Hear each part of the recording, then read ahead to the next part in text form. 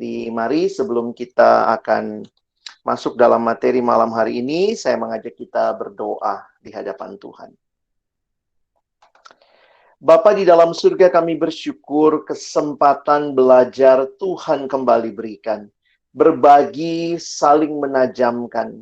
Berkati apa yang sudah dipersiapkan pada malam hari ini, agar kiranya baik kami yang menyampaikan, setiap kami yang mendengar, mungkin ada ide-ide yang muncul, yang lahir dari percakapan kami, dari materi ini, biarlah boleh kami tindak lanjuti dan terus kami kembangkan bagi kemuliaan nama Tuhan. Bersyukur buat malam hari ini, berkati waktu ke depan, dalam nama Tuhan Yesus kami berdoa.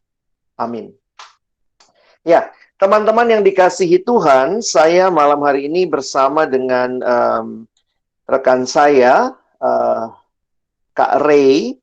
Jadi saya minta khusus juga Kak Ray untuk boleh sharing, karena di Jakarta yang melayani mahasiswa secara khusus ini Kak Ray dan kawan-kawan. Jadi saya punya banyak pengalaman di masa lalu, ya.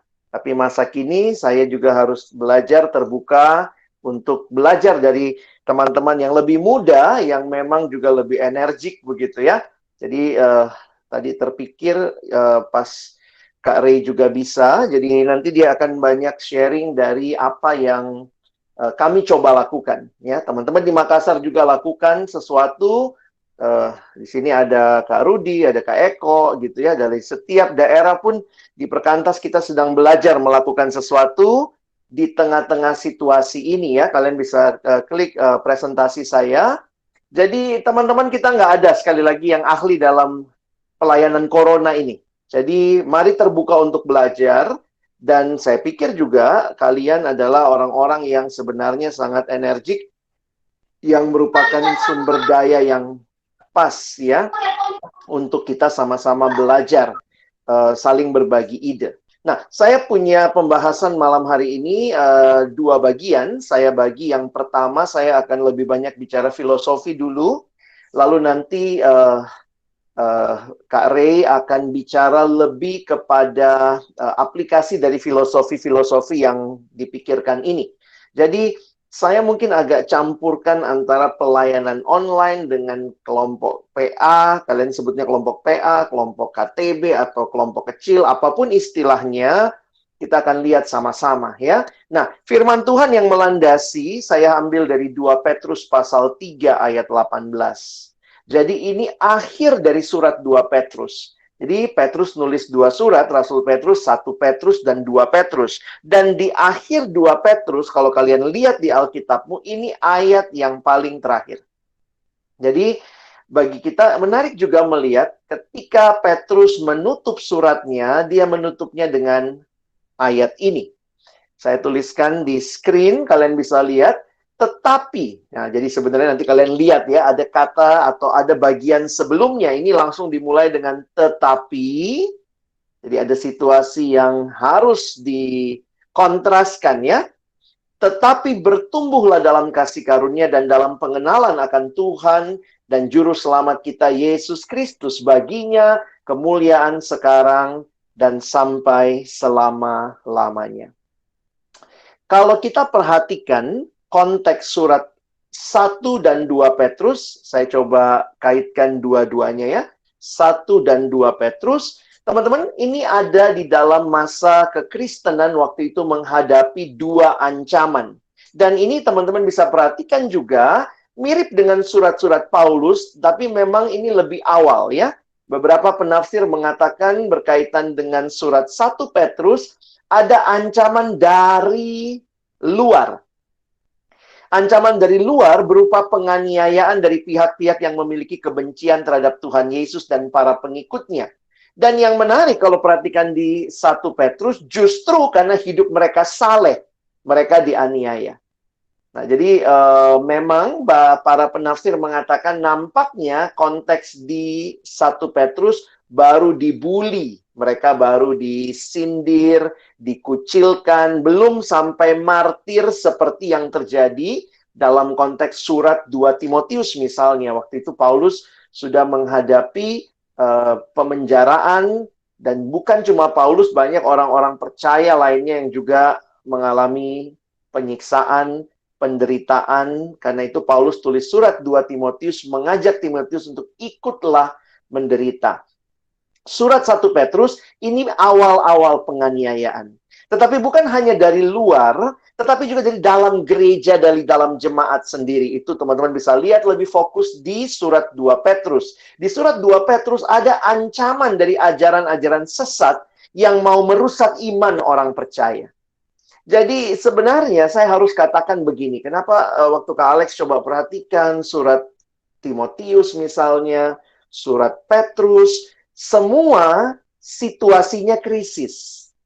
Jadi jangan takut sebenarnya dengan krisis, karena firman Tuhan yang disampaikan juga kepada kita, banyak yang latar belakangnya tuh krisis. Memang krisisnya bisa beda-beda, ya. Pada waktu itu ini ya ada krisis ancaman dari luar, ancaman dari dalam. Kalau sekarang kita krisisnya karena corona begitu ya.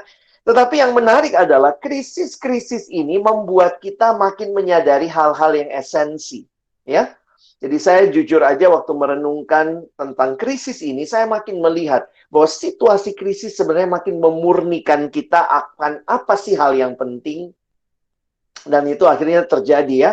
Ketika semua gereja juga mengalami pergumulan dan seterusnya, sampai seorang teman saya, sosiolog, dia mengatakan, kita sedang mengalami reformasi gereja, ya. Ini reformasi, benar-benar direformasi. Ketika orang sudah mulai sibuk sama ritual, sibuk sama bangunan, sibuk sama gedung, ternyata kita bisa menyadari, gereja itu bukan itunya ya. Tapi kita kembali ke lagu sekolah minggu. Gereja adalah orangnya. Ketika kita nggak bisa datang ke gedungnya, tetapi kita bisa beribadah di rumah. Karena itu perhatikan dalam situasi menghadapi ancaman penganiayaan dari luar, dari dalam ada pengajaran sesat, maka Petrus mengingatkan di akhir suratnya. Dia menutup dengan bagaimana bertahan, bertumbuhlah. Bertumbuhlah dalam kasih karunia, dalam pengenalan akan Tuhan dan Juru Selamat kita, Yesus Kristus. Terus bertumbuh kenal Tuhan, itu kunci bertahan dalam krisis. Dan di 1 Petrus 2, ada seruan yang mirip dengan itu.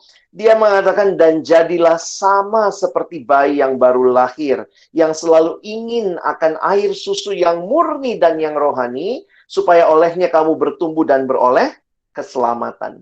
Jadi teman-teman, mari sadari dengan baik pada waktu kita mengawali perenungan kita hari ini, kita sedang berbicara situasi krisis yang ternyata kalau saya juga refleksikan bagi kita, panggilannya sama.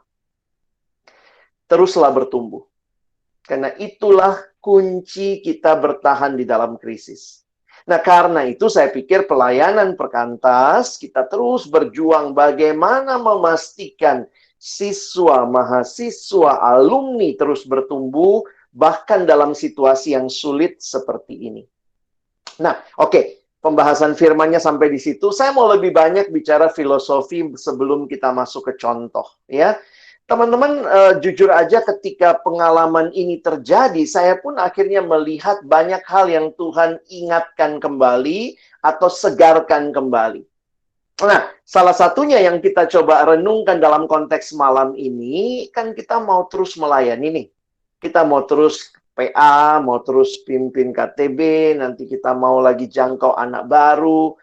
Gimana sih sebenarnya di tengah online ini? Saya berpikir akhirnya begini, online itu cuma masalah platform. Pertanyaannya adalah di dalam offline sekalipun, apakah terjadi pembelajaran? Kan itu yang sebenarnya harus kita pastikan. Mau online kek, mau offline kek, sebenarnya yang harusnya kita pastikan terjadi pertumbuhan, terjadi pembelajaran. Ya, nah karena kita bicara PA, kita bicara KTB, maka saya ingin katakan bahwa ini juga adalah sebuah proses pertumbuhan, sebuah proses pembelajaran.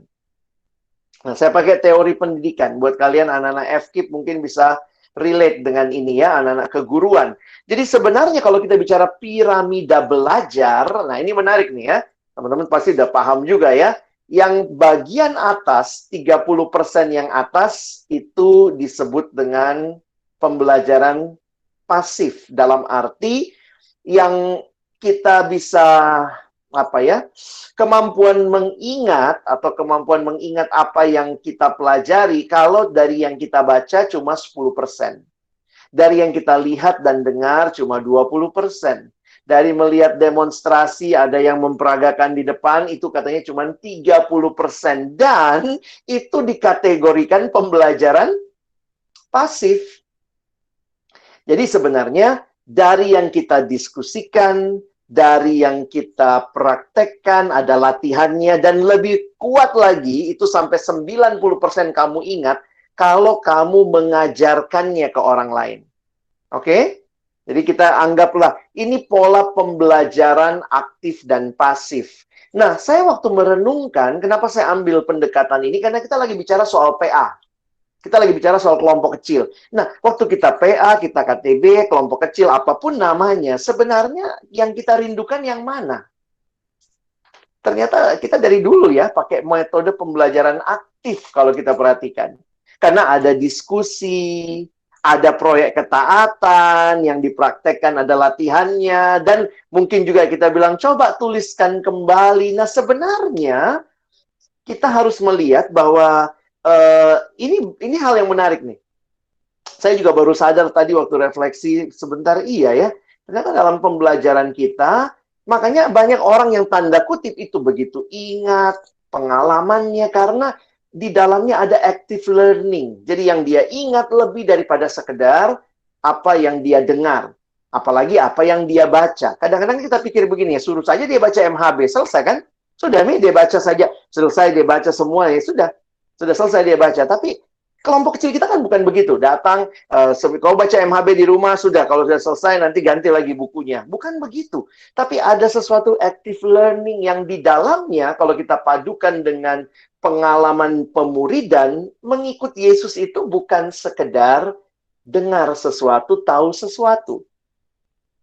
Jadi, Kak Alex masuklah ya kepada penghayatan. Jadi ini bukan masalah online atau offline saja, teman-teman. Makanya jujur aja, saya makin takut ketika melihat sekarang banyak sekali kakak PA tukang khotbah. Jadi di PA, adik-adiknya diam, baru dia yang khotbah, terus dia ngomong panjang lebar, bertobat kau. Ya, bukan begitu sebenarnya. Kenapa kita, kalau begitu undang aja pembicara. Pembicara sampaikan. Kalau masuk dalam kelompok, ingat ada kekuatan kelompok. Ya, tapi anaknya nggak mau bicara. Itu bukan masalah nggak mau bicara. Kau harus cari cara menyuruh dia bicara. Jadi bukannya dia nggak mau bicara, jangan-jangan kau yang kebanyakan bicara. Ya, jadi sebenarnya active learning yang kita pahami itu juga yang terjadi. Ya, saya langsung aja. Nah, waktu kita terbatas supaya banyak contoh kalian dengar. Pola atau metode yang Yesus pakai dalam pelayanannya. Apa sih yang Yesus pakai dalam pelayanannya ya? Yesus itu bukan manusia modern, bahkan kita kadang mikir, oh Yesus masanya agak primitif begitu ya. Tapi Yesus tuh guru agung, dan menarik sekali cara dia belajar dengan murid-muridnya. Nah ini beberapa hal yang saya coba pikirkan ya. Saya mikir-mikir dari tadi gitu ya. Karena saya baru kepikir terus apa aja ya yang Yesus pakai dalam pelayanannya. Coba kita pikir sebentar ya. Saya kasih waktu nih. Misalnya satu orang, setiap kalian apa yang terpikir? Pola metode apa yang Yesus pakai dalam pelayanannya atau dalam dia mengajar? Silahkan ada kolom chat. Saya kasih waktu 1 menit. Satu aja kalau masing-masing satu begitu ya. Apa sih yang kau lihat Yesus pakai dalam pelayanannya? Silahkan. Satu hal yang kalian terpikir spontan. Nanti Kak Alex coba bacakan. Ya. Silakan. Satu aja, jangan banyak-banyak ketiknya. Satu, singkat. Apa yang terpikir? Hidup bersama, good. Apalagi? Perumpamaan. Wis, mantap. Apalagi? Silakan. Di sini ada 76 orang. Kesederhanaan. Oke. Apalagi? Saya kasih waktu 1 menit, sesudah itu saya harus lanjut ya. Ada lagi? Metode diskusi. Dari mana kau tahu ada diskusi? Ada ya, Yesus tanya sama muridnya kan? Terbuka, menunjukkan teladan, diskusi. Jadi sahabat bagi murid-muridnya. PDKT pribadi, oh ya, betul ya. Jadi sahabat juga menarik nih. Ada Teletubbies hari ini sama kita ya. Makan bersama, weh, ya. Jadi metodenya luar biasa ini. Banyak banyak hal yang bisa diajarkan di meja makan. Apalagi? Ayo, apa yang kalian terpikir lagi? Memancing bersama, yes. Mengikut sertakan muridnya dalam mengajar dan dalam banyak hal. Nah, ini kamu udah bisa kaitkan sama teori belajar tadi ya. Menarik nih. Yesus ikut sertakan muridnya ya. Apalagi? Saya tunggu satu apa dua lagi. Sesudah itu saya coba tunjukkan slide saya. Ada lagi? Ini 80 orang, kalau satu orang satu, sebenarnya ada 80 ide ya. Yang kalian lihat dari Yesus. Ayo, apalagi yang terpikir? Oke. Baik, kalau belum ada lagi ya nggak apa-apa ya. Atau mungkin belum masuk di saya karena sinyal juga ya. Sekarang lihat teman-teman, apa yang kalian sebutkan tadi, memang saya rangkumlah di dalam hal ini ya. Coba perhatikan. Dia ngajar juga, jangan pikir juga jadinya nggak ada pengajaran. Dia kasih penjelasan ayat ini maksudnya apa, firman Tuhan ini maksudnya apa, ada hal itu. Kasih ilustrasi, kasih perumpamaan. Menarik ya, Yesus tidak langsung bilang, kamu mesti begini, begini, begini. Tapi misalnya dia bilang, pandanglah burung-burung di langit. Pandanglah bunga bakung. Dia mau ngajarin apa? Baru nanti di bawahnya, jangan kamu khawatir. Jadi Yesus tuh merelasikan dengan alam, dengan hidup. Makanya menarik ya, kalau kita menyadari kelompok PA itu sebenarnya bukan program hidup itu. Ya bagi hidup. Kita sedang berjalan bersama bagi hidup kita, gitu ya. Yesus mengajukan pertanyaan, nanti perhatikanlah ya. Saya waktu memperhatikan ini menarik juga. Yesus tuh menanyakan pertanyaan. Ya, kalau ingat ya, kan dia maha tahu ya. Harusnya kan dia bilang, mana itu 5 roti 2 ikan? Mana itu? Mana itu? Yesus tanya dulu, apakah berapa banyak roti yang ada padamu? Atau berapa banyak yang ada padamu? Apa yang kamu punya? Wah, waktu saya merenungkan itu, iya ya. Yesus tuh banyak bertanya loh ya. Jadi untuk seorang tanda kutip Tuhan yang maha tahu, waktu dia berjalan dengan 2 orang murid dalam perjalanan ke Emmaus, dia nanya tuh, kalian lagi ngobrolin apa sih gitu ya. Dia menunjukkan dirinya sebagai orang yang peduli dengan mereka ya. Ini hidup bersamanya sebenarnya di situ ya. Nah, melibatkan mereka melakukan sesuatu, kalian bisa lihat waktu mujizat kasih makan 5.000 orang, siapa asyirnya? Ya asyirnya murid-murid itu ya.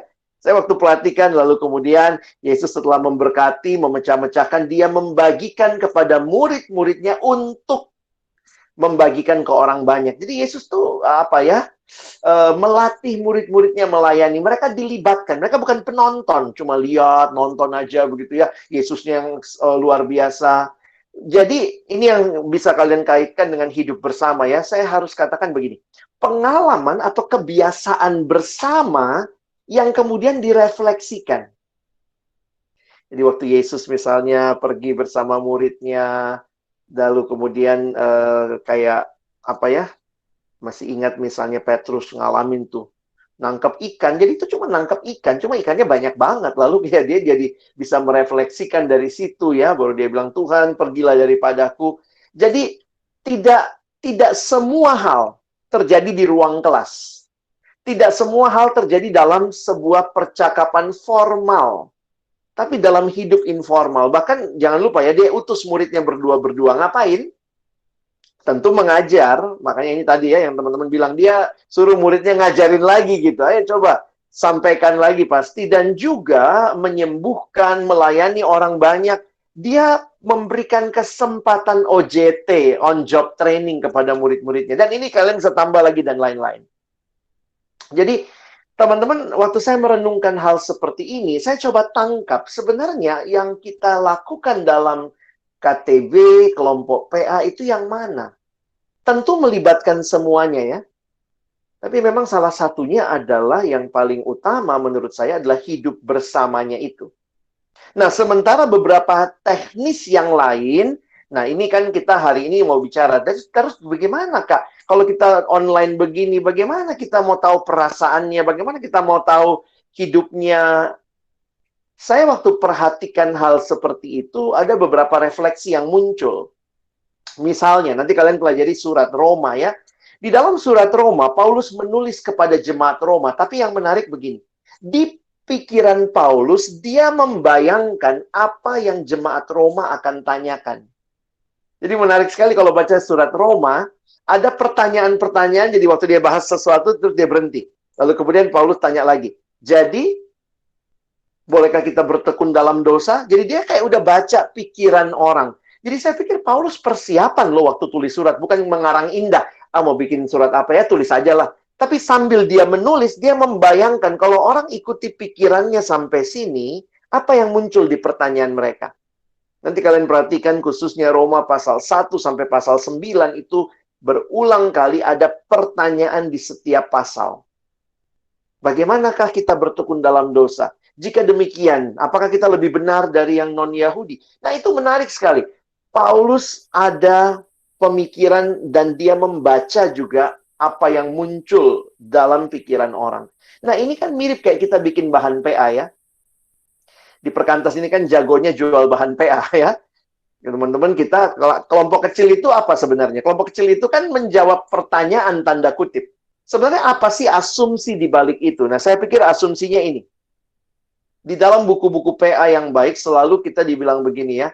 A good question is the key to unlock the heart. Atau kalau itu pasal ya, unlock the passage. Maksudnya, waktu kita perhatikan, jadi bagaimana membangun relasi, tahu pergumulan orang. Sebenarnya salah satunya adalah belajar menanyakan pertanyaan dengan tepat. Jadi memang jujur aja ya, kalau kalian jadi PKK, salah satu skill yang saya mau kalian bangun, belajar bertanya. Belajar tulis kalau kamu rasa kamu bukan tipe yang bisa bertanya. Saya waktu jadi PKK itu salah satu yang saya belajar disiplin diri saya adalah bertanya. Saya bikin pertanyaan. Kenapa? Saya suka ngomong. Saya suka sekali menjelaskan. Saya senang sekali memberitahu sama orang. Tapi saya sadar metode itu tidak membuat orang itu dewasa. Karena saya kasih tahu. Ingat ya, kalau dengar itu cuma 20%, teman-teman.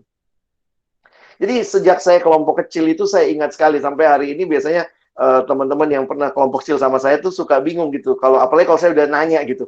Kasih tahu aja sih jawabannya apa gitu ya. Kasih tahu aja jawabannya. Tapi saya belajar karena saya belajar dari Yesus, dari Paulus ya. Nanti lihat lagi retorika Paulus juga muncul di kitab Galatia juga itu beberapa pertanyaan. Jadi sebenarnya salah satu metode belajar adalah membuat pertanyaan.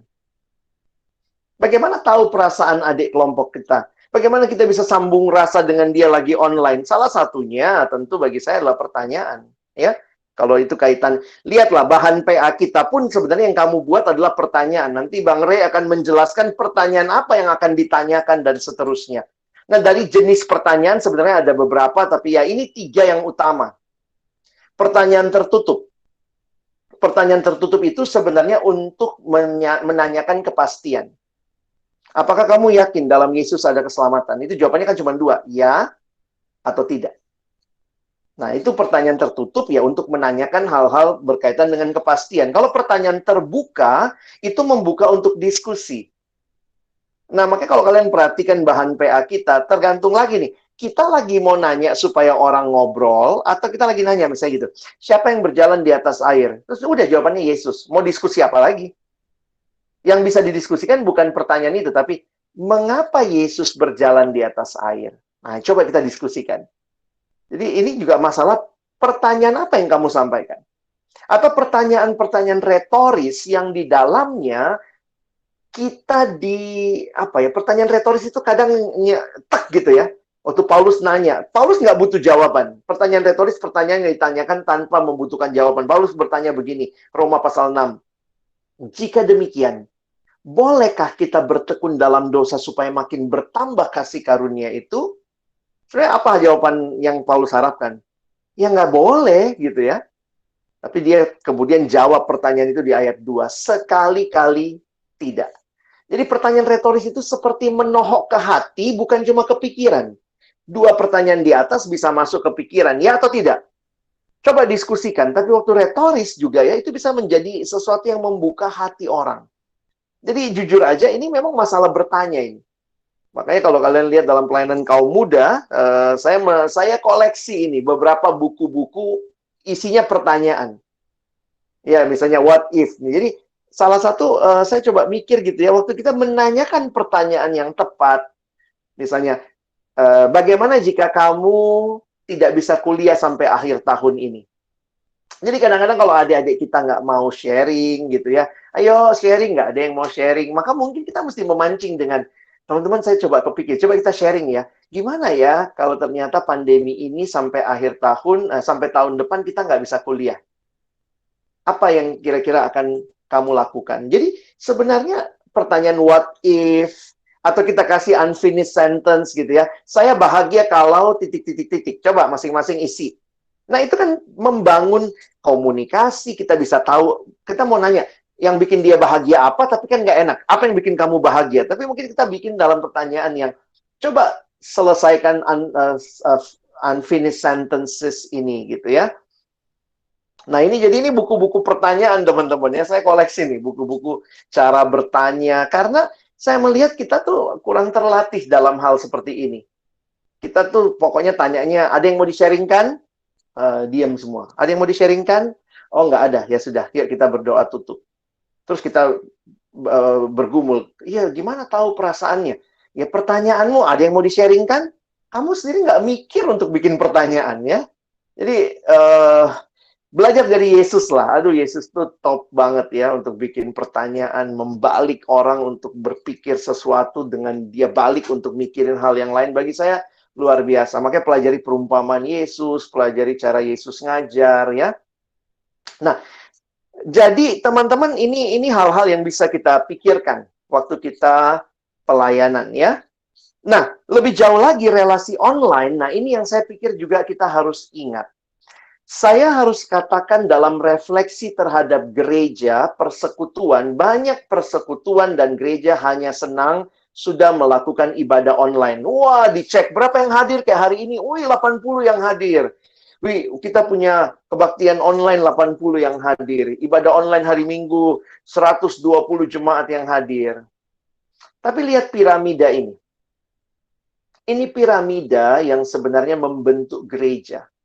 Ibadah raya itu sebenarnya paling puncak di atas ya. Gereja yang kuat bagi saya bukan yang cuman ibadah rayanya kuat, tetapi ada kelompok-kelompok mediumnya. Maksudnya yang tengah gitu ya, yang harusnya juga bisa menopang. Dan sebenarnya gereja yang kuat itu waktu pelayanan pribadinya jalan. Jadi jujur kadang-kadang saya berpikir terbaliknya begini. Kalaupun kita nggak ada kebaktian online, tapi kelompok PA kita semua jalan, maka sebenarnya persekutuan kita masih ada. Dibanding kalau saya balik, kebaktian rayanya ada, tapi ternyata nggak jalan KTB-nya, nggak jalan kelompok PA-nya. Jadi akhirnya yang datang kita nggak tahu dia ikut dengan benar apa tidak, kita nggak tahu respon dia seperti apa, dan hanya ada persekutuan di permukaan. Jadi jujur aja saya harus katakan, di Perkantas saya lebih baik memastikan, kalau lihat sekarang sudah terlalu banyak ibadah online, suruh adik-adik mahasiswa kita pilih ya. Pilihnya salah satunya adalah pastikan dia KTB-nya, PA-nya tetap jalan. Nah, ini yang kita perjuangkan, kita usahakan. Dan bisakah terjadi? Harusnya bisa. Di ibadah raya, kita nggak ada interaksi. Sementara ingat tadi ya, pembelajaran yang interaktif memang itu di KTB, di kelompok PA. Karena kebaktian besar itu pakai Zoom semua begitu, nggak bisa interaksi. Apalagi kalau yang cuma nonton YouTube, apa interaksinya? Paling di live comment begitu ya. Sehingga bagi saya, tetap kita harus memastikan pelayanan kita juga membangun relasi. Bukan cuma orang datang lihat ibadah. Nah, membangun relasi itu bagi saya tetap bisa dalam online. Lihat, Paulus dari dalam penjara di Filipi, dia tulis surat. Bagi saya yang unik gitu ya. Saya nggak bisa jelaskan detail. Tapi buat saya adalah menariknya, di Filipi, Paulus berdoa bagi jemaat. Kalau kalian lihat Filipi pasal 1, dia mengatakan, ayat 5, aku mengucap syukur kepada Allahku karena persekutuanmu dalam berita Injil dari hari pertama sampai sekarang ini. Jadi, teman-teman bisa bangun relasi? Oh, bisa. Paulus juga bangun relasi dengan jemaat Filipi. Caranya gimana? Berdoa. Jujur aja saya makin meyakini sebelum kita punya relasi fisik yang dekat dengan seseorang karena sering ketemu, sebenarnya kedekatan yang paling mendasar secara rohani adalah di dalam doa. Pastikan kamu berdoa. 2 Timotius juga, dia berdoa. Dia bilang, aku mengucap syukur kepada Allahku yang kulayani dengan hati nurani yang murni seperti yang dilakukan nenek moyangku. Dan aku selalu mengingat engkau dalam permohonanku baik siang maupun malam. Paulus di mana? Di penjara. Tapi hatinya ada untuk Timotius. Jangan dengan alasan social distancing. Tapi akhirnya kita pun tidak punya kedekatan. Ketika kita dalam doa, kita saling mendoakan. Prinsip relasi apa? Tetap diperjuangkan. Karena relasi itu bukan sekadar online atau offline. Dalam offline pun, kalau semua datang, lalu semua masing-masing duduk, lalu main HP sendiri-sendiri, kadang juga nggak terjadi persekutuan. Jadi kadang-kadang saya pikir, memang ada yang tidak tergantikan. Offline tidak tergantikan, online tidak tergantikan. Tapi dalam situasi seperti ini, bagi saya prinsip relasi, ya pakai semua media yang ada. Ya, pakai semua media yang ada. Pastikan ada engagement. Ada keterlibatan secara utuh. Dan bagi saya, keterlibatan secara utuh itu memang dalam media-media yang lebih sifatnya, dalam bentuk-bentuk persekutuan yang lebih personal ya, kayak kelompok PA. Kalau ibadah hari Minggu tuh, gimana mau engagement pribadinya? Emangnya pendetanya waktu khotbah dia nanya, bagaimana saat teduhmu? Bagaimana jemaat yang dengar? Nggak bisa, dia pun nggak tahu siapa yang dengar dengan baik. Atau dengar sambil nonton drama Korea yang lain atau seterusnya gitu ya. Dan juga karena itu pastikan ada mentoring personal. Dan ini terjadinya di mana? Bagi saya di KTB.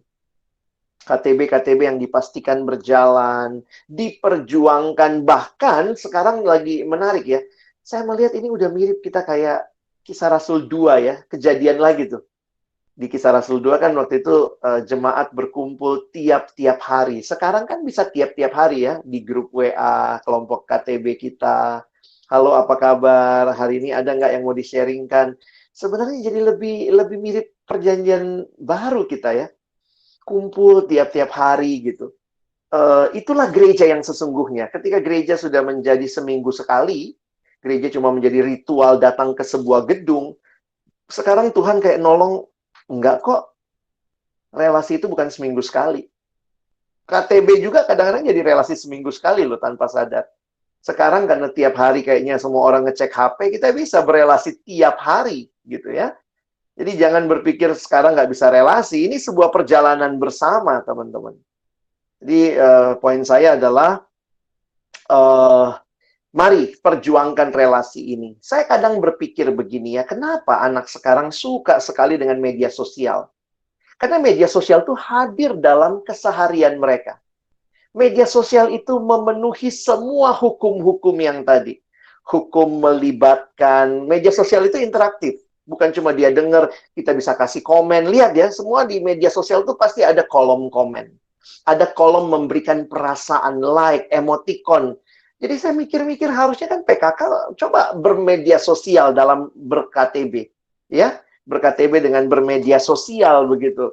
Maksudnya seperti apa ya? Ini ada satu istilah yang dipakai, epic generation. Jadi ada yang mengatakan ini sebenarnya epic generation. Ini singkatan dari ada 3-4 kata ya. Sorry, ini slide-nya belum muncul. Tapi experiential, participatory, image-driven, and connected. Jadi poinnya adalah, coba kita perjuangkan sama-sama, hal-hal seperti ini terjadi di dalam KTB kita. Nah, kami berjuang sebenarnya dengan ya filosofi ini, saya pikir, mencoba membuat bahan KTB yang lebih relate sama generasi ini. Makanya, ada experiential, bukan cuma dia belajar, tapi dia mengalami dan bahkan bisa membagikannya. Ada experiential, ada participatory, bahwa dia dilibatkan, jadi bukan cuma bahan dia ditanya, nomor 1 jawabnya apa, nomor 2, tapi dia misalnya dilibatkan dalam bagian tertentu, ya, disuruh nonton sesuatu, ya. Image driven, kadang-kadang kita menggunakan image atau cerita atau gambaran. Image itu nggak selamanya simbol, ya. Lihat aja, ini generasi yang semua dengan emoticon. Apa perasaanmu hari ini? Nggak bisa ngomong, lama ngomongnya. Tapi begitu coba cari emoticon apa yang mewakili perasaanmu hari ini, langsung cepet tuh, ya. Dan connected, ini generasi yang mau connect satu sama lain. Jadi kalau kalian perhatikan, ya, kira-kira kami mencoba membuatnya dalam bentuk PowerPoint. Jadi bahan KTB-nya diubah, disulap jadi PowerPoint, ya, image driven begitu, ya. Ada bagian lain yang dia bisa cek, nonton YouTube ini, lihat Spotify ini, atau coba lihat Instagram ini, gitu, ya. Lalu kemudian juga kita ajak mereka mengekspresikan perasaannya, kadang-kadang pakai gambar, ya. Ini Kak Ray kadang jadi ahlinya ini, ya. Misalnya dia mulai dengan, ayo coba pilih yang mana emosimu hari ini, ya. Daripada kita suruh sharing, dia nggak mau sharing, tapi waktu dia suruh pilih emosi, saya kayaknya nomor 3 deh, Kak. Baru kita tanya, kenapa kok nomor 3? Jadi terjadi sharingnya begitu, ya. Dan akhirnya ya kita menyadari ini ya kebersamaan, kita mau connect satu sama lain. Lihat loh, bagaimana caranya connect. Lihat medsos, medsos bikin tagar, hashtag. Hashtag itu untuk mengconnect orang. Kita belajar sesuatu, let us share. Kenapa? Waktu dia share, coba deh share di Instagrammu, pakai hashtag ini. Supaya dia terhubung, tapi juga itu adalah proses dia belajar. Dia ingat lagi belajar apa ini. Jadi ada waktu-waktu di mana kita kasih buat mereka juga sharing cerita mereka. Apa sih yang kamu alami, apa sih yang kamu rasakan. Nah, jadi kira-kira teman-teman, ini tipsnya, ya. Ini filosofinya membuat KTB yang tetap terkonek, tetap jadi pembelajaran. Tentu kita mesti berjuang. Nah, saya minta sekarang kita lihat lagi gambar ini. Kan sebenarnya kita memastikan aja orang terus bertumbuh. Sehingga bahan kita mungkin karena online agak beda. Saya kadang suka sedih juga sih, ya. KTB online, apa yang kau lakukan? Iya, kita foto bahannya, Kak. Kita foto MHB-nya, terus kita kirim PDF-nya sama orang-orang. Terus kita KTB, nih, kau nomor 1, kau nomor 2. Saya pikir harus ada usaha lebih lah, gitu, ya, untuk do something. Dan saya bersyukur teman-teman di Makassar sudah bikin bahan pipa, bahan penginjilan yang nanti teman-teman bisa dijelaskan, ya. Nah, saya minta Bang Ray untuk memberikan contoh-contoh yang kami di Jakarta sudah coba juga, dipergumulkan, didoakan, dan akhirnya minggu lalu, 2 minggu lalu kita launching sama mahasiswa, ya. Silakan Bang Ray bisa sekalian juga membagikan filosofi di balik bahan ini. Ya, silakan teman-teman bisa perhatikan. Oke, selamat malam teman-teman semua. Salam kenal, namaku Ray, Reynaldi. Aku biasa dipanggil Kak Ray. Aku mungkin di kesempatan ini sharing singkat contoh yang sudah coba kami buat. Ini beberapa contoh untuk bahan KTB. Aku contohin satu yang pipa lah, ya. Ini contoh bahan pipa kami. Kami bikin PowerPoint, jadi kami bikin bentuknya bahannya tuh PowerPoint, jadi bisa di-share screen seperti ini, pemimpin bisa share screen, dan anak-anak bisa lihat. Kami himbau buat mereka buka Alkitab, punya catatan, tapi bahannya itu bukan teks, bukan Word atau bukan PDF, tapi PPT, supaya itu lebih visualnya lebih engage gitu, ya. Kami bahas dari, misalnya ini contoh dari Lukas 15, anak bungsu, anak sulung, dan tentu dari judul gitu, ya, kami coba bikin yang menarik gitu, ya, nggak cuma pipa Lukas 15 gitu, ya, kasih judul supaya mereka lebih masuk ke dalam sebuah cerita. Ini pertanyaan-pertanyaan pembuka, karena kami tahu yang kami layani ini kebanyakan mayoritas orang Kristen, dan gue pikir mungkin teman-teman juga sama, sehingga ketika mau berbicara Injil, kadang-kadang udah terlalu biasa, gitu, udah terlalu, ya, percaya nggak Kristus Tuhan? Ya, udah tahu lah gitu Tuhan menyelamatkan. Nah, tapi kalau pipa gitu kita nanya dan pertanyaannya ya gitu, coba bandingin. Menurutmu ada bedanya nggak sih Kristen sama agama lain yang kamu tahu kayak gitu? Ini kan pertanyaan menolong mereka melihat gitu bahwa sebenarnya apakah sama Kristen atau bukan Kristen. Nah dari sini baru kemudian masuk ke Lukas, ke pasalnya. Aku nggak bahas panjang, teman-teman nanti ini semua aku akan kasih linknya, teman-teman silakan lihat, silakan kembangkan, silakan pakai, dan sebenarnya yang lebih penting teman-teman coba sesuaikan dengan kondisi teman-teman, karena jelas nggak ada satu bahan yang bisa tepat untuk semua kondisi. Bahkan sama-sama di Jakarta pun, aku bilang ke kampus-kampus, sesuaikan dengan kondisi jemaat di kampus lu masing-masing gitu, karena belum tentu sama atau tepat pertanyaannya, tapi minimal idenya teman-teman bisa dapat. Seperti yang tadi Bang Alex bilang gitu, kami maksudnya tahu pertemuan lebih dari 1 jam tuh lumayan capek gitu. Jadi kami coba target 1 jam maksimal 1,5 jam. Artinya kami harus pilih pertanyaan yang tepat. Nggak bisa semuanya ditanyain lagi. Dari ayat 11 sampai ayat 13, apa yang anak bungsu lakukan, itu terlalu wasting time, terlalu apa? Karena bisa baca bareng-bareng kayak gitu, bisa dilihat bareng-bareng. Sebenarnya yang penting adalah dari situ apa yang sebenarnya lagi diceritakan. Makanya kalau teman-teman lihat, kami udah simpulkan gitu, ayat 11 sampai 13, anak bungsu minta warisan. Nah, kalau menurutmu bagaimana anak ini dengan kelakuan seperti ini memandang relasinya? Ada anak minta warisan ke bapak yang masih hidup. Sebenarnya anak ini tuh mikirnya tuh apa sih relasi sama bapaknya? Itu pertanyaan yang menolong mereka berpikir gitu ya. Jadi bukan cuma lihat anak bungsu ini ngapain aja sih, dia lakuannya apa aja. Nah, contoh lain, kami udah coba simpulkan gitu ya. Ayat 14 sampai ayat 16, anak bungsu ini pergi. Dan kami coba kasih gitu satu kalimat kesimpulan. Hidup dengan pemberian Tuhan, sesaat terlihat menarik, tetapi tanpa Tuhan semuanya menjadi kosong. Sehingga pertanyaan diskusinya adalah, pernah nggak berpikir hidup tanpa Tuhan itu lebih baik dan lebih menarik? Kenapa? Kita sedang pipa ke anak-anak yang secara keluarga udah Kristen, udah mungkin ke gereja, udah mungkin dengar tentang Tuhan, tapi mungkin bener nggak percaya Tuhan gitu. Mau kan nggak bisa langsung kamu bener-bener nggak percaya sama Tuhan. Tapi dengan pertanyaan seperti ini akan melihat gitu, menolong mereka berpikir, iya ya sering juga aku berpikir sebenarnya kalau nggak ikut Kristen lebih enak kali ya, nggak apa-apa nyontek, nggak apa-apa masturbasi, nggak apa-apa lihat pornografi, nggak ada tekanan moral, nggak ada, siapa tahu gitu ya, itu pertanyaan yang menolong. Sama teman-teman, ada bagian yang memang akhirnya kita suruh lihat Alkitab gitu ya, jadi campur, tapi intinya di kepala kita tahu mau ke arah mana diskusinya, kita tahu mau ngapain, yang mau kita ajak diskusi itu mau belajar apa. Contoh lainnya tuh pertanyaan-pertanyaan seperti ini gitu ya. Jika kamu berada di posisi anak ini, mendapat perlakuan seperti apa yang bapaknya lakukan, udah kabur tapi masih disambut, masih diterima, kemudian diberikan pakaian jubah. Nah, sebenarnya itu udah bisa dibaca bareng-bareng gitu ya.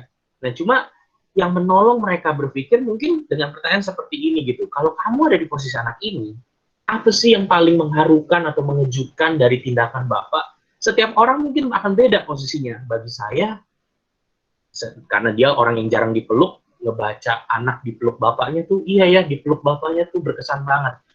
Di satu sisi ada orang yang sering sama orang tuanya atau keluarganya mungkin sering dikatain gitu ya, sering dipakai verbal, di apa, kamu tuh gimana sih, kamu tuh gimana sih, sehingga ketika baca bagian ini terus ada perkataan bapaknya, sebab anakku telah kembali. Jadi mungkin dari perkataannya itu yang berkesan, tapi itu akan menolong mereka menghayati bahwa betapa indahnya memiliki relasi atau relasi yang dipulihkan dengan bapaknya. Jadi itu contoh-contoh yang kami buat. Aku nggak bahas detail, teman-teman bisa baca sampai akhirnya kami hubungkan dengan siapa Yesus. Ini contoh satu bahan. Kami tutup dengan, mari tuliskan doamu secara pribadi Kenapa suruh tulis doa secara pribadi? Supaya mereka punya waktu sendiri berpikir. Jadi nggak langsung cepet-cepet ditanya, jadi gimana menurut kamu? Jadi gimana menurut kamu? Jadi gimana menurut kamu? Tapi kasih waktu mereka tulis dulu secara pribadi, dan kemudian baru bacain bergantian. Itu akan menolong mereka nggak terdesak, nggak capek, apa-apa harus langsung jawab, apa-apa harus langsung ngomong, apa-apa harus langsung kasih respon, tapi kasih waktu buat diam dulu. Ini satu contoh, teman-teman. Aku share screen lagi beberapa contoh yang lain. Ini contoh yang aku buat tentang ini ya, bab 10.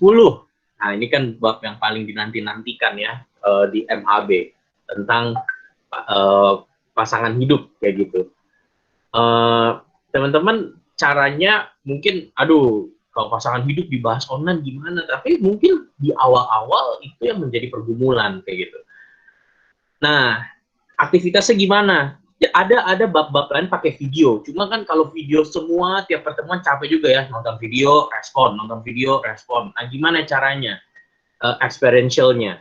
Jadi coba suruh setiap orang siapin kertas dan kemudian gambarkan lelaki atau perempuan ideal kriteriamu. Jadi jangan, mungkin nggak ngomong terus gitu ya, kriteria lu apa kalau pasangan hidup, dia yang rambutnya panjang, bisa main musik, apa, cakep, ganteng, apa, tapi pakai gambar kan mungkin itu jadi lucu gitu ya. Gambarin semua kriteriamu, kemudian tapi jangan pakai huruf atau kata-kata, mute mic, kemudian misalnya gambar pakai tab atau pakai kertas, kemudian saling tunjukin, giliran satu orang, terus orang lain tebak, apa itu gambarnya ya, terus oh, apa, lu demennya rambutnya panjang ya, lu demennya ada tai lalat ya di pipi, kayak gitu-gitu. Jadi itu itu itu itu cara sederhana, teman-teman ya. Kadang-kadang kita mikir ini anak SMA atau anak mahasiswa atau anak SD, tapi mungkin ketika kuliah udah kesannya satu arah, kuliah mungkin udah cuma denger doang, kerjain tugas, kumpul laporan,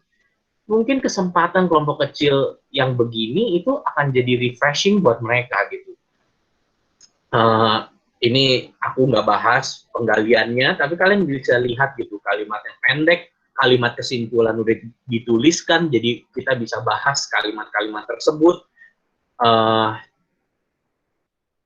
Terus misalnya untuk pasangan hidup ada diskusi yang lebih dalam gitu ya, misalnya gimana tentang jomblo, ngomonginnya kriteria pasangan tapi sebenarnya kondisinya jomblo gimana. Nah, jadi ada diskusi jelek begini, gak setiap bab ada diskusi jelek gitu, tapi kalau emang kita lihat pembahasan ini perlu diskusi yang lebih dalam, atau misalnya diskusi jeleknya kaitin sama pornografi atau konten seksual atau romantisme yang berlebihan, mempengaruhi cara pandangmu tentang pasangan dan sebagainya.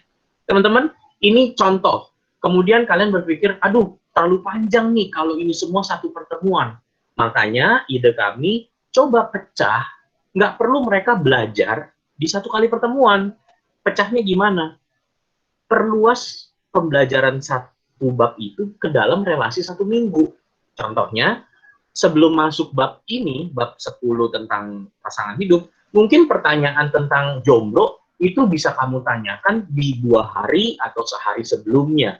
Itulah yang akan menolong relasimu gitu ya. Jadi kamu berelasi tuh isinya bukan cuma jangan lupa ya kakak hari ini, jangan lupa ya besok datang ke ini, cuma jadi reminder atau cuma jadi mading doang gitu loh.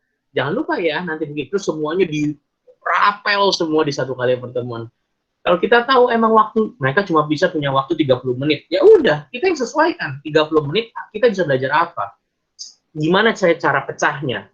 Kalau memang 30 menit waktu kumpulnya bareng. Tapi kan hari-hari lain, kesempatan ngobrol-ngobrol satu sama lain, itu bisa kita pakai untuk berdiskusi. Contohnya, contoh follow up-nya. Ayo, nanti abis ini kita dengar podcast bareng ya. Kami udah bikin beberapa podcast yang tentang pacaran kan banyak lah ya. Terus kemudian ambil waktu wawancara pasangan suami istri. Kamu bisa minta kakak alumni rekamin 1-2 menit pengalaman mereka nembak gitu ya. Terus kita tonton bareng, terus responin gitu. Lu ngeliat video itu apa? Jadi videonya bukan video YouTube terus, tapi video kesaksian satu sama lain misalnya. Itu contoh. Satu contoh lagi mungkin yang mungkin teman-teman ini yang aku buat, jadi aku bisa bagikan dinamikanya lebih ini ya, lebih cepat. Nah, ini adalah tentang godaan dan pencobaan. Liatin judul MHB kayak begini. Wah, apa ini, mau belajar apa? Tapi kadang-kadang ya yang dari gambar, dari jadi nggak usah judulnya goda dan percobaan gitu. Itu kan, ini kan ekspresi orang lagi bingung kan, aduh, antara ini atau ini, tahu nggak boleh ini tapi maunya ini. Itu aja dari judul kita bisa apa ya, ajak mereka buat diskusi, kira-kira mau bahas apa nih kayak gini. Biasa ini kami ada catatan pemimpin, jadi ya kami mau bahas godaan pencobaan ini dari Matius 4. Yesus berpuasa 40 hari kemudian digoda. Tahu ya cerita itu ya, digoda oleh iblis di Matius 4 dengan 3 godaan. Kami kasih beberapa opsi gitu, pendahuluan. Kalian bisa ajak 2 hari berpuasa gitu ya, puasa baik makan, tentuin waktu, atau mungkin 2 hari puasa, misalnya puasa Netflix, puasa uninstall IG, terus coba ngerasain 2 hari nggak pakai IG tuh gimana gitu. Terus kemudian di hari pertemuan sharing, apa sih yang kamu cari waktu kamu nggak bisa, biasanya bisa cek IG, kamu tuh mikirnya ke arah mana, apa aja perasaan yang muncul selama menahan diri dan apa menjaga diri gitu ya. Jadi itu bisa jadi pembelajaran, nggak harus waktu pertemuan baru mulai belajar kayak gitu. Ini contoh lain kayak gitu, pendahuluan model yang lain. Misalnya coba tanya ke teman-teman sekitar, godaan apa sih yang paling sering mereka temui. Jadi itu akan mendorong adik-adik kita juga mau nanya gitu ya, mau berelasi, melatih mereka juga berkomunitas. Atau di catatan pemimpin saya kasih contoh, kamu PKK, minta PKK lain atau minta PKTB lain, rekam kesaksian mereka 2 menit, dan kemudian kamu puterin. Kan gak enak dong kalau kita sendiri ya, rekam diri kita terus kita nonton video kita sendiri, mungkin kan aduh awkward. Minta PKK lain, rekam pendapat mereka, godaan apa yang paling sering mereka alami, kemudian puterin, kemudian saling sharing. Jadi itu akan lebih apa ya, lebih natural kayak gitu. Dan mungkin kita nggak langsung nanya godaan lu apa, tapi lihat dari cara bertanyaannya. Dari semua godaan yang disebut, godaan mana yang mungkin juga menjadi titik lemahmu. Nah itu, aduh, gimana caranya Bang Rey bisa mikirin pertanyaan kayak begitu? Gimana caranya Bang Rey bisa coba bikin pertanyaan yang tepat sasaran? Saya nggak punya tips and tricksnya, tapi saya cuma bisa bagi 2 hal. Yang pertama, teman-teman harus persiapan, karena harus pikirin. Dan yang kedua, ya coba posisikan diri jadi mahasiswa baru gitu ya. Kalau kamu dapat pertanyaan itu, apa responmu kayak gitu? Kalau kamu sendiri aja langsung kayak, aduh bingung juga ya jawabnya, itu udah tanda mereka juga pasti akan bingung. Artinya kamu harus pikirkan 2 langkah lebih panjang supaya mereka nangkep apa yang mau kamu tanyakan. Sama seperti contoh yang tadi, kita nggak nanya lagi gitu ya, di ayat sekian apa cobaan pertama, udah bisa sama-sama baca. Tapi yang penting adalah bagaimana mengerti atau memahaminya. Contohnya di cobaan pertama kan minta batu jadi roti. Soalnya pertanyaannya jadi menarik gitu ya. Yesus emang lapar. Sebenarnya wajar banget kan kalau Yesus akhirnya ngubah batu jadi roti. Emang lagi lapar dan itu wajar dilakukan. Tapi Yesus menolak.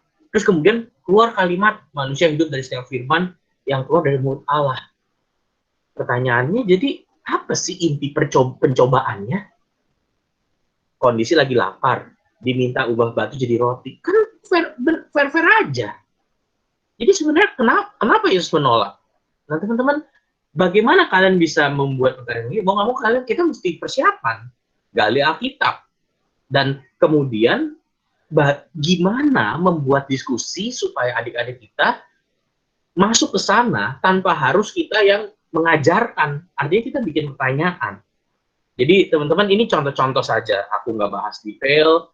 Sama pertanyaan kedua, pencobaan kedua gitu ya. Dikutip firman Tuhan, Tuhan akan jagain. Kemudian Yesus diajak ke atas bubungan, suruh jatuhin diri, pasti akan ada yang menyelamatkan. Sekilas fair-fair aja, terlihat nggak ada yang salah, tapi lagi-lagi Yesus nggak melakukannya. Kalau Yesus nggak melakukannya, pertanyaannya kalau gitu, kenapa? Kenapa Yesus menganggap ini suatu pelanggaran atau suatu pencobaan yang nggak harus ditaati? Teman-teman, itu pertanyaan yang menolong mereka jadi nggak cuma dari ayat sekian sampai ayat sekian, apa yang iblis tawarkan. Kemudian penjelasannya kita ngomong dari sekian sampai sekian, apa yang iblis tawarkan. Kemudian penjelasannya kita yang ngomong. Padahal mungkin sebenarnya yang membuat menarik adalah alasan di belakangnya, dan itu yang sebenarnya bisa menjadi diskusi. Nah, itu contoh-contoh aja teman-teman. Aku nggak panjang. Aku aku bagikan yang terakhir. Aku akan share linknya di uh, grup chat. Teman-teman, kami bikin di satu link ini, bit.ly/pmb/kk online. Itu isinya ada 4 folder utama, teman-teman silahkan cek. Bahan KK ada 16 topik, bahan PIPA ada 8 topik dengan masing-masing bab itu catatan atau arah pemimpinnya.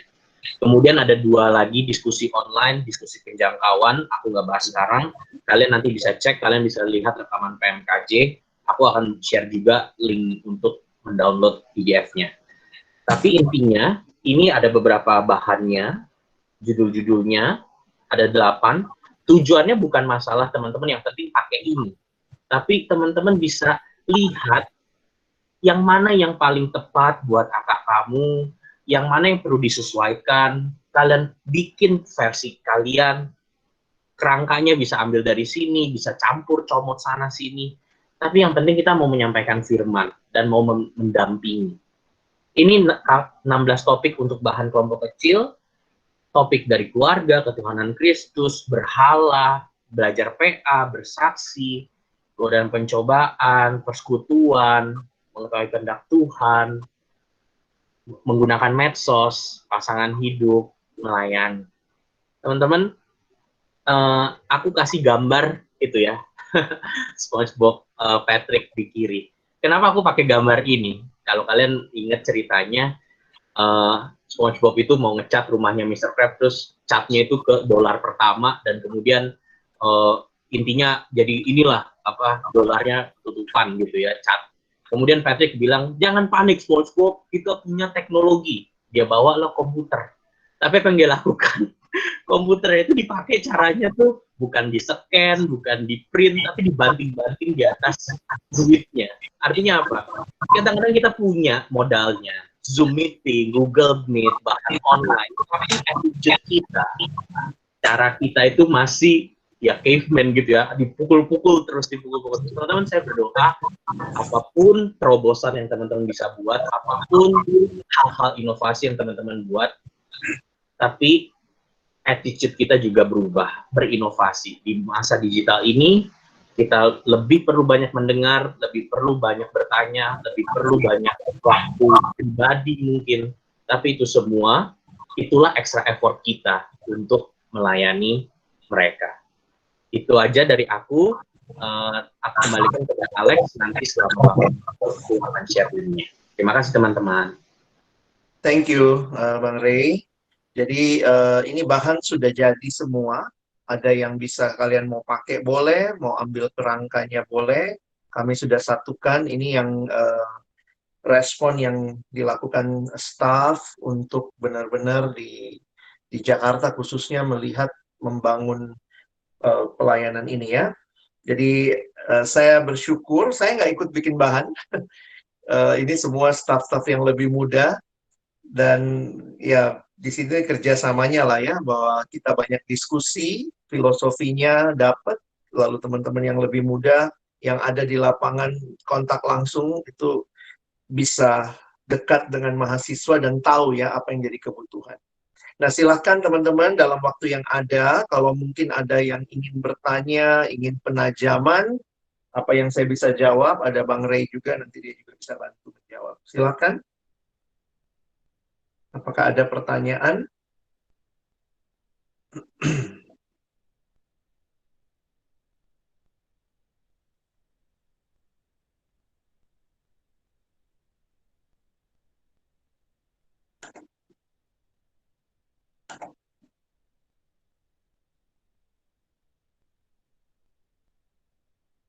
Hening Cipta selesai. Silakan kalau ada yang mau tanya.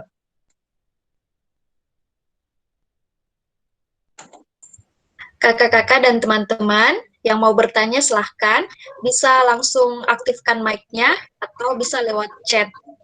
Oke.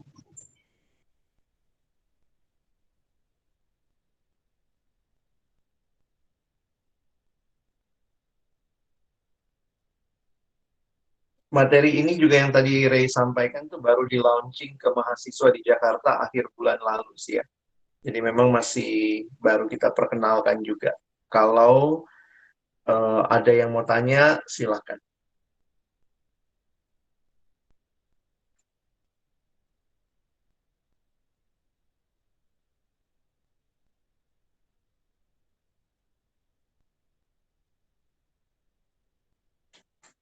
Saya tambahkan satu hal kali ya dalam terakhir kita ada di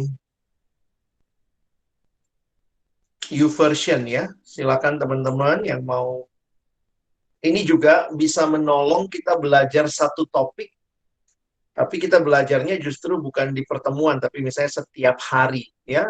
Perkantas kami dari tim nasional juga sudah memasukkan materi ini ke YouVersion Bible, harus aplikasinya di-download.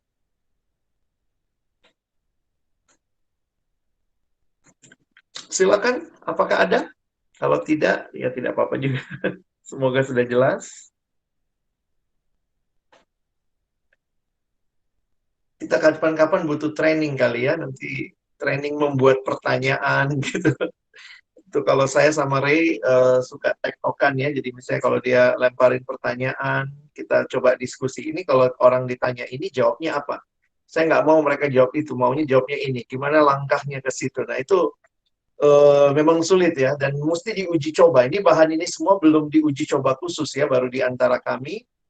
Jadi ya benar ya Kak Eko ya. Generasi ini banyak yang textbook, soalnya di kampus kita masih belajarnya begitu juga sih. Silakan.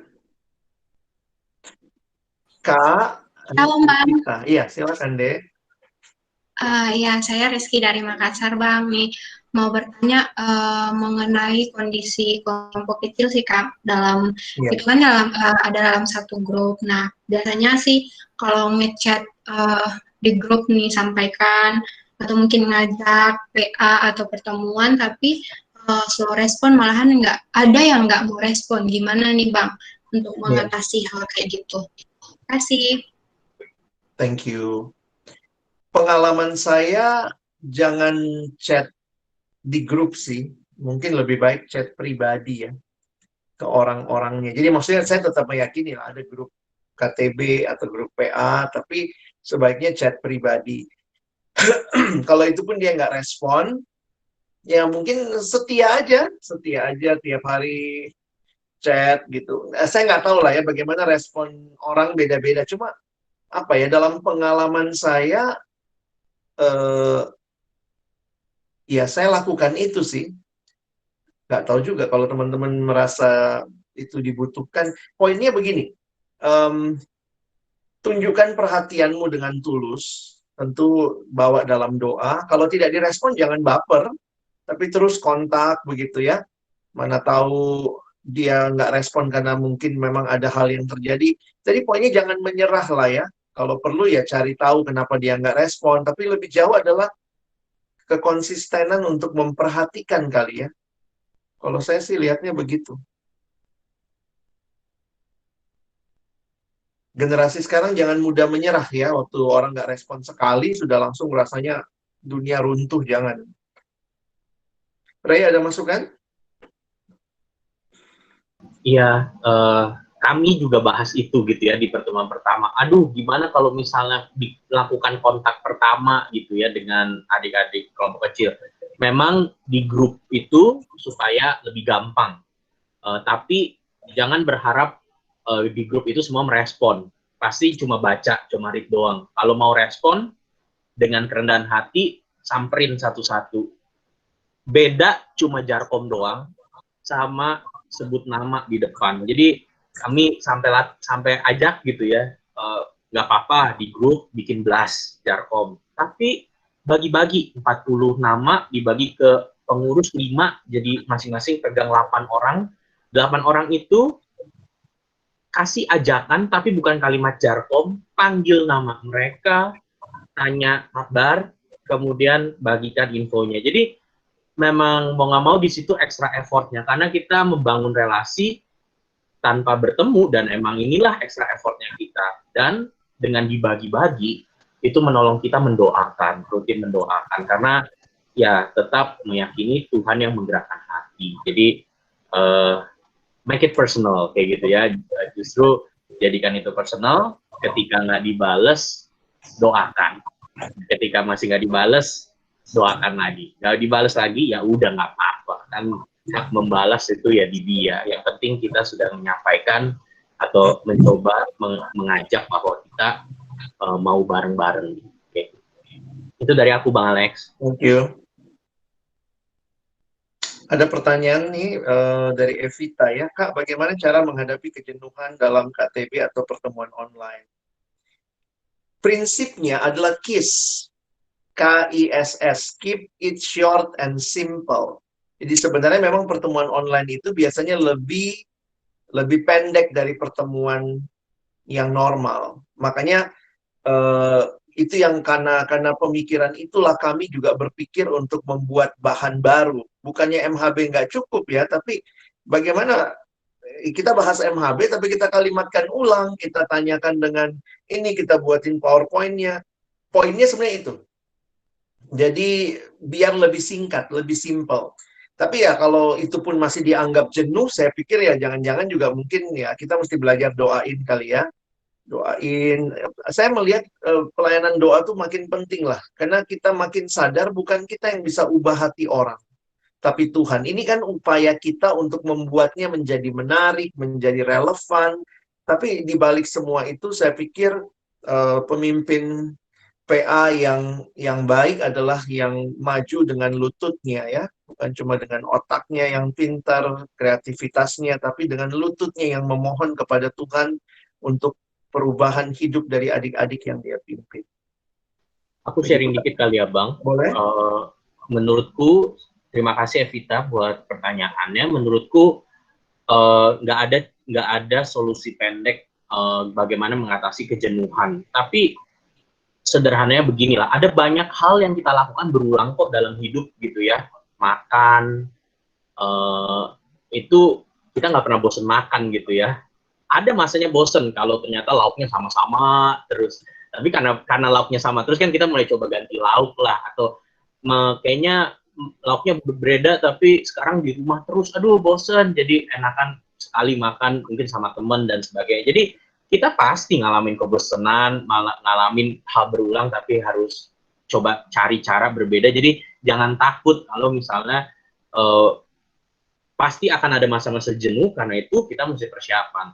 Nah, aku ngajak teman-teman juga karena itu, semoga terlihat, karena itu teman-teman buat rencana 1 semester gitu. Jangan cuma ya udahlah lihat minggu depan bahas apa, ya udahlah lihat minggu depan bahas apa. Terlalu pendek waktunya, teman-teman nggak bisa ciptain inovasi karena teman-teman nggak punya persiapan waktunya gitu. Jadi teman-teman dengan punya planning, oke, aku punya waktu 9 kali minggu, 9 kali pertemuan kalau misalnya seminggu sekali. Nah, minggu-minggu mana nih yang aku bisa isinya mungkin cuma Spotify-an bareng, Netflix-an bareng, nonton bareng. Minggu-minggu mana yang nggak usah ada pertemuan kelompok, tapi pertemuannya one on one atau 2 sama 1. Minggu mana yang isinya nggak bahas firman, tapi bahas tentang diri. Misalnya di kampus itu kayak gimana sih, ada kehidupan kampus yang kayak gimana sih. Minggu mana yang bahas firman. Nah, dengan kalian tahu planningnya 1 semester atau beberapa minggu lebih besar, menolong kalian mempersiapkan bahan, menolong kalian juga memikirkan, kalau minggu lalu udah nonton video, proyek ketaatan yang udah hafal ayat, buat minggu ini gimana ya supaya bisa ada variasi. Tujuannya sama-sama mau pulang firman, tujuannya sama-sama mau menyatukan pikiran, membahas topik, tapi bentuknya seperti apa ya. Dengan teman-teman punya planning satu semester, kalian bisa tahu topik ini lebih tepatnya video, karena videonya ini udah bagus banget nih. Kalau begitu, minggu sebelumnya, apa ya supaya brainstormingnya atau pendahuluannya yang menyatukan pikiran, tapi jangan video lagi, karena minggu depan tahu topik itu tuh videonya tuh udah tepat banget, udah bagus banget, dan penting banget.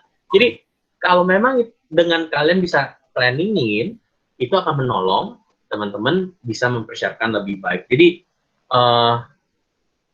jadi kalian bisa gimana ya, bisa mempersiapkan menunya karena kalian bikin menu cateringnya 1 bulan kayak gitu loh. Teman-teman bisa persiapkan lebih baik dan itu akan menolong kalian sendiri juga lebih excited. Kalau adik-adik gitu ya, diajak kelompok kecil, kakaknya juga nggak excited. Oke, sekarang kita lihat video lah ya. Terus gimana? Apa pendapat kalian? Kalau kalian sendiri, kita sendiri juga nggak excited, nadanya mohon maaf, mereka pasti juga berasa. Kontennya sebagus apapun, tapi kitanya sendiri juga nggak excited, mau denger gitu ya, pengen bahas hal ini, pasti mereka bisa bedakan. Karena itu persiapan lebih panjang atau planning lebih utuh menolong kalian bisa lebih peka. Kadang-kadang udah minggu UTS, aduh udah capek, berubah deh, udah lagi capek, jangan bahas yang terlalu panjang. Kalian nggak kagok gitu, kalian bisa tahu, oke, diubah.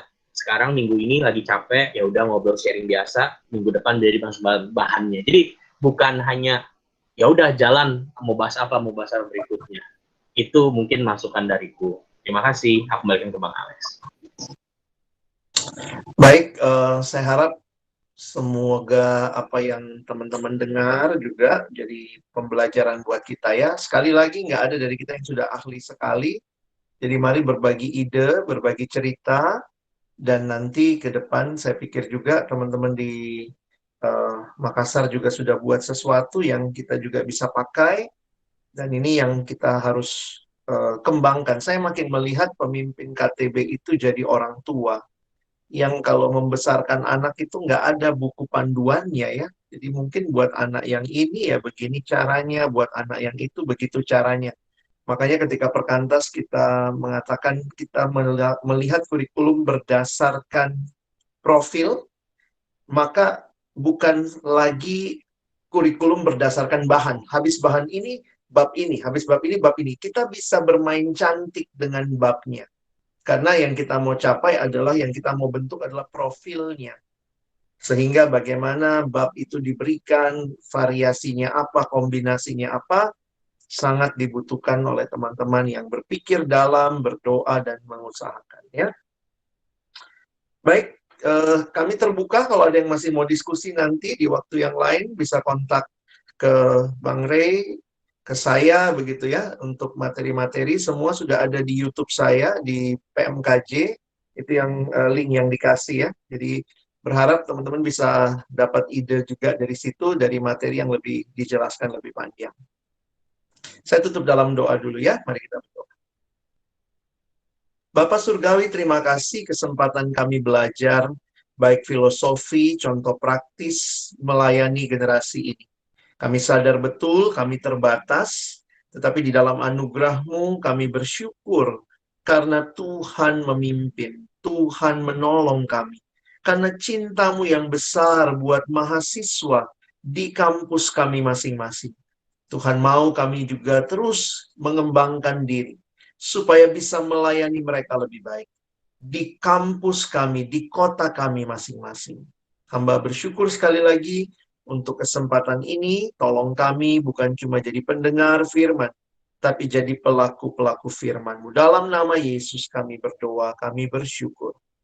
Amin.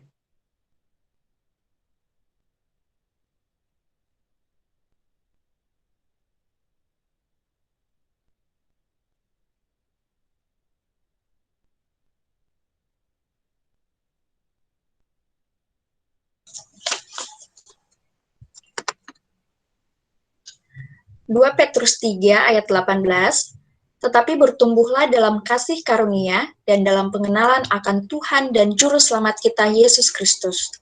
Baginya kemuliaan sekarang dan sampai selama-lamanya.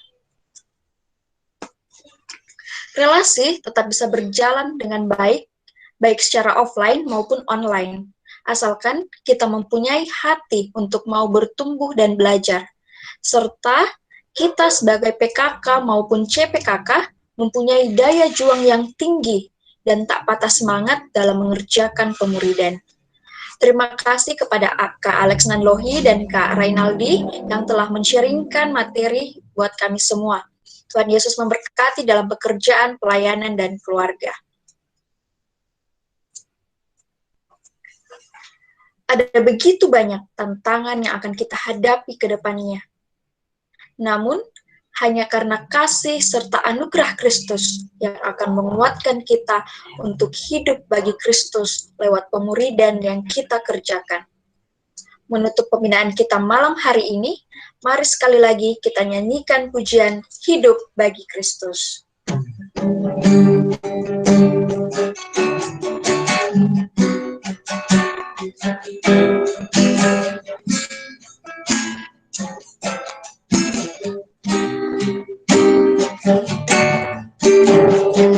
Kau pernah ada di tengah manusia, berjalan di antara manusia berdosa, menyembuhkan yang luka, mengangkat yang jatuh, melepaskan yang terikat dalam dosa.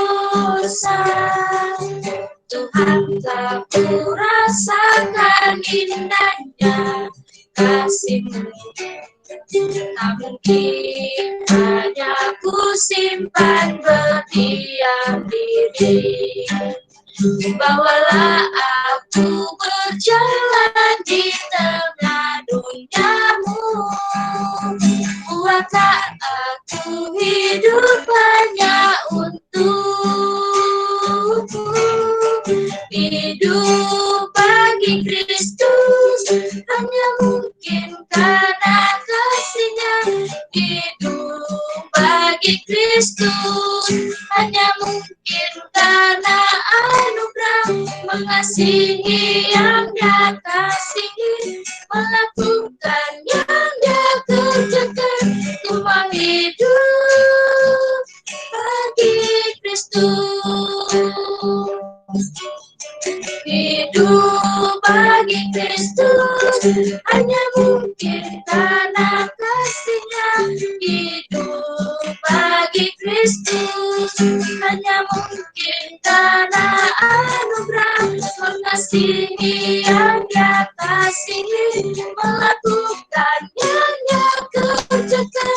Ku mau hidup bagi Kristus.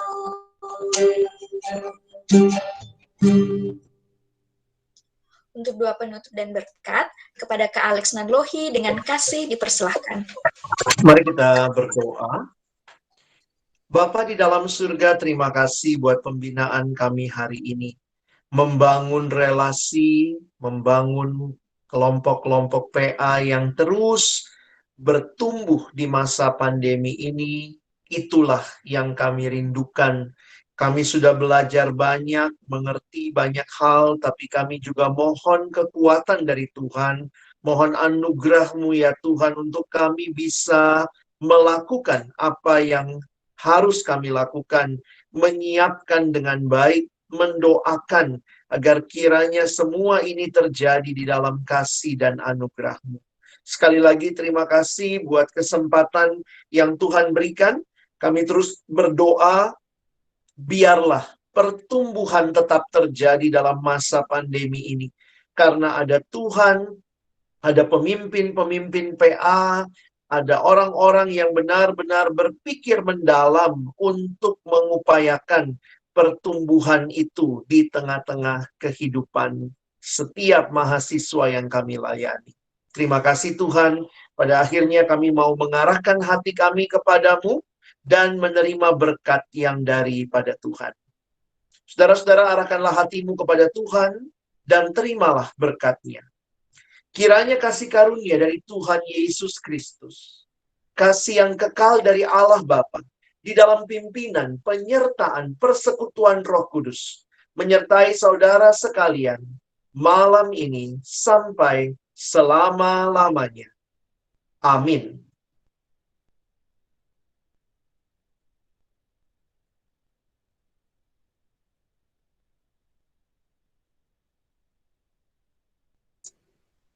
Terima kasih atas kehadiran kakak-kakak dan teman-teman pada malam hari ini. Tuhan Yesus memberkati.